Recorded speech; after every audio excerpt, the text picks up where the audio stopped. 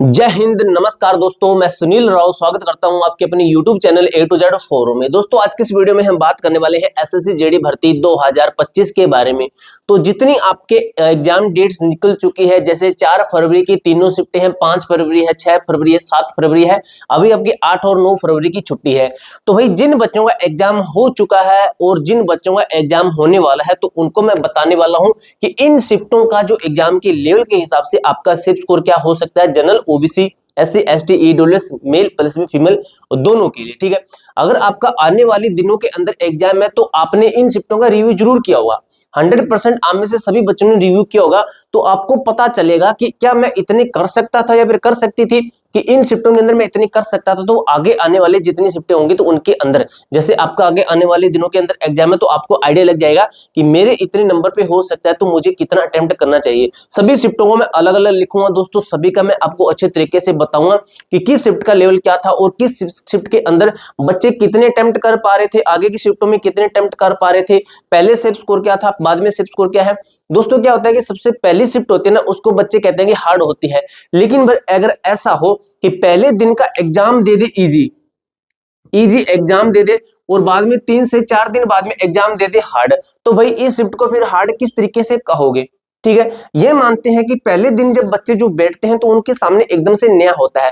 पहली और second shift वाले बच्चे जब बैठते हैं तो उनके सामने सब कुछ नया होता है, क्योंकि उनको पता नहीं होता है। जब थर्ड शिफ्ट वाला बैठता है तो वो फर्स्ट शिफ्ट वाले का रिव्यू देख लेता है, लेकिन सेकंड शिफ्ट वाला जब बैठ जाता है ना एग्जाम के लिए, तो वो रिव्यू देखे या फिर वो अपने एंट्री करवाए।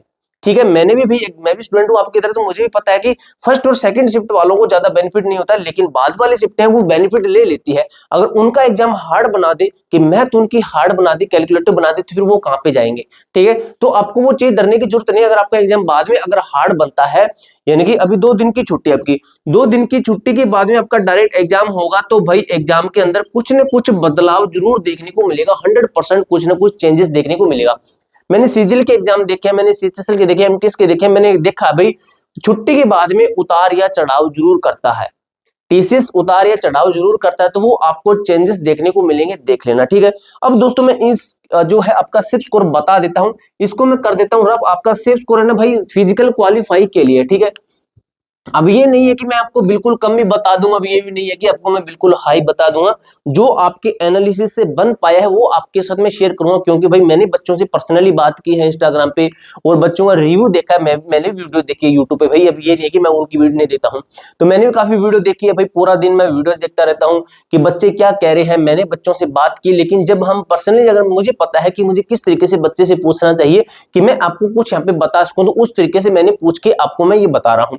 ठीक है, अब भाई मैं लिखता हूं कि आपका 4 फरवरी है, 4 फरवरी है, और आपका 5 फरवरी को एग्जाम हुआ है, और आपका 6 फरवरी को एग्जाम हुआ है, और आपका 7 फरवरी को एग्जाम हुआ है।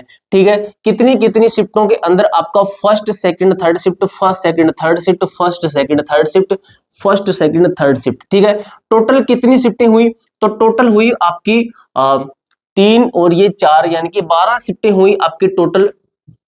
टोटल 12 शिफ्टों के आधार पे मैं आपको बता रहा हूं अभी। ठीक है, अभी आगे आने वाले दिनों के अंदर एग्जाम में तो आपको भी एक टारगेट स्कोर मिल जाएगा। ठीक है, अगर बात करें कि सिर्फ अटेम्प्ट की मैं बात कर रहा हूं आउट ऑफ 80 में से, कि आउट ऑफ 80 में से अगर मैं सिर्फ अटेम्प्ट की बात करूं, तो वही फर्स्ट डे था ना, फर्स्ट डे, इसके अंदर सेफ अटेम्प्ट है ना, सेफ ATT लिख देता हूं, सेफ अटेम्प्ट कम रहा था भाई।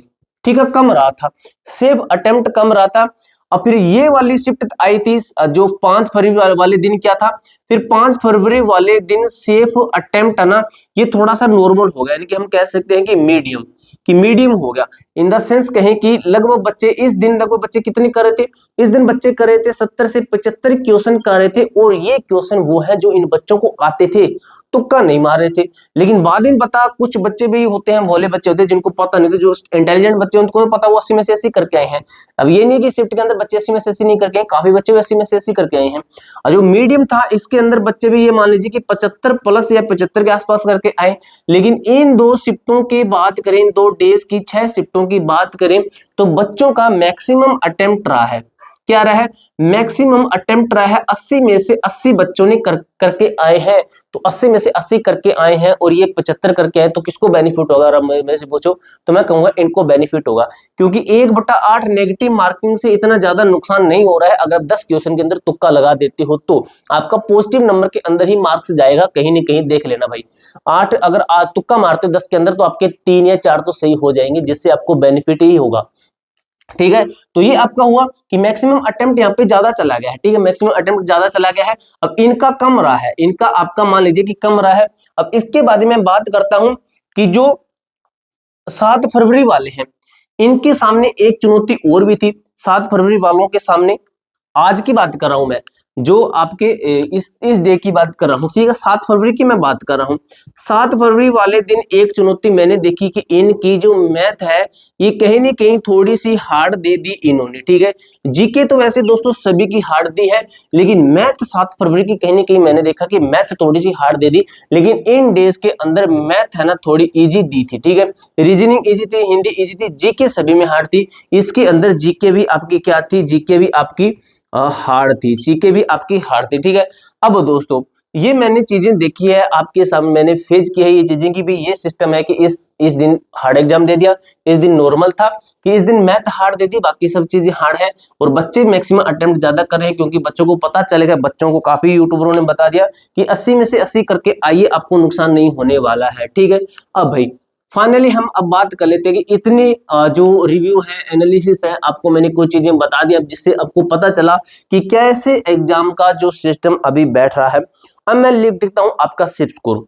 सिर्फ स्कोर मैं लिख देता हूं, जैसे जनरल कैटेगरी है, ओबीसी कैटेगरी है, एससी कैटेगरी है, एसटी कैटेगरी है, और आपका ईडब्ल्यूएस कैटेगरी है। भाई सेफ स्कोर आपको, जैसे यहाँ पे हम मेल की बात करेंगे और यहाँ पे हम फीमेल की बात करेंगे, और यहाँ पे मैं आपको कुछ चीजें पहले ही फैक्ट के तौर पे बता देता हूं कि जो आपकी ये किस स्टेट की कट ऑफ है, ये कट ऑफ है आपकी हाई कट ऑफ स्टेट। ऐसे स्टेट जिनकी कट ऑफ ऑलरेडी काफी हाई जाती है, एग्जांपल जैसे हरियाणा, राजस्थान, यूपी, बिहार है, दिल्ली है, एमपी है, और इनकी पंजाब है, पंजाब की वैसे कम है, पंजाब नहीं मानिए, हरियाणा, राजस्थान, यूपी, बिहार, दिल्ली, एमपी, इनकी कट ऑफ हाई जाती है, तो समझ लीजिए इनका डाटा है। ठीक है, अब इनका मैं हाईएस्ट ले रहा हूं, क्योंकि भी मैं हरियाणा से बिलोंग करता हूं, तो लगभग मैं मानता हूं कि मेरे चैनल पे बच्चे भी लोकेशन के हिसाब से, अगर क्या पता इतने बच्चे ये ज्यादा आ रहे हो, कि मैंने पूछा बच्चों से कितने अटेम्प्ट करें कम्युनिटी पोस्ट के अंदर, तो उसके आधार पे भी कुछ है, तो हाई कट ऑफ स्टेट का थोड़ा ये डाटा है। ठीक है, और ये कैसे है, ये है आपका फर्स्ट चॉइस जिन्होंने CISF डाली है उनके लिए। अब ये कैसे आ गया, तो भाई आपको मैं जब इसका एग्जाम खत्म हो जाए ना, तब देखना मैं एक डाटा दूंगा आपको पता चलेगा कि जिनकी फर्स्ट चॉइस CISF होती है ना, तो उनको उस हिसाब का नंबर लेके आना पड़ता है। अगर भाई मैं एग्जाम्पल ले लीजिए, हरियाणा का ले लीजिए, राजस्थान का ले लीजिए, यूपी बिहार का ले लीजिए, अगर इनके अंदर CISF आपकी फर्स्ट चॉइस है ना, तो नंबर भी आपका अच्छा खासा होना चाहिए। अगर इसी के अंदर आपकी फर्स्ट चॉइस BSF है ना, तो थोड़ा कम में सर जाएगा, लगभग कम से कम 10 नंबर कम पे सर जाएगा। 10 मार्क्स की मैं बात कर रहा हूं कि 10 मार्क्स कम पे सर जाएगा आपका।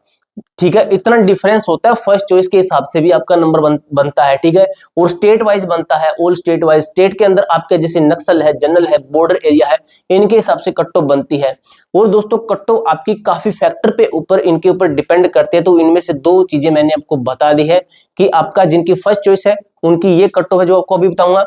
हाई कट ऑफ स्टेट की ये कट ऑफ है, जिनकी से सब के अलावा कोई और चॉइस है तो वो इसमें से कम मानना।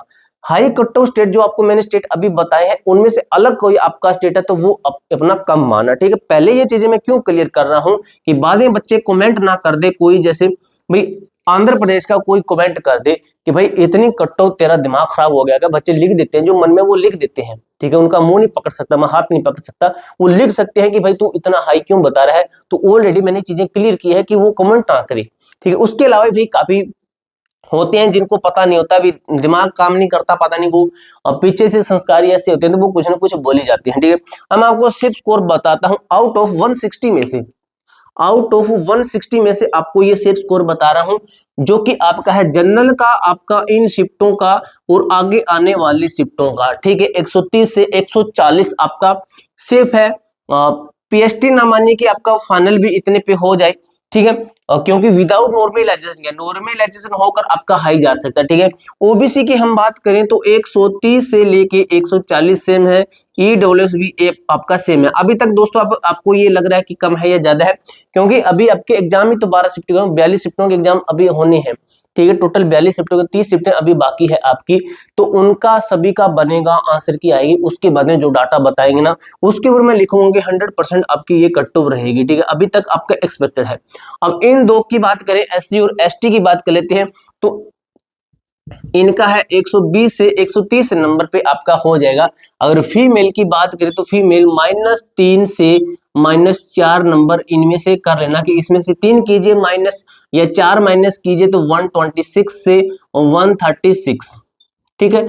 तो ये फीमेल के लिए, ठीक है। इस तरीके से 4-4 नंबर कम कर लेना फीमेल वाले, ठीक है, तो आपके लिए बन जाएगा।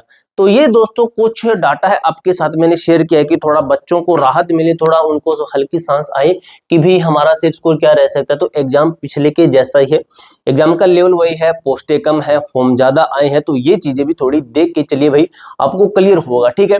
तो ये पूरी जानकारी दोस्तों आगे भी जैसे शिफ्टें आपकी कंप्लीट होगी तो उनके आधार पर मैं आपको कुछ ना कुछ कट्टो वगैरह है तो वो सेफ स्कोर है मैं आपको बताता रहूंगा। भाई आपको ये कट ऑफ कैसे लगी, ये सेफ स्कोर कैसा लगा, कमेंट बॉक्स में जरूर बताइएगा। मिलते हैं दोस्तों नेक्स्ट वीडियो के अंदर, तब तक के लिए जय हिंद जय भारत।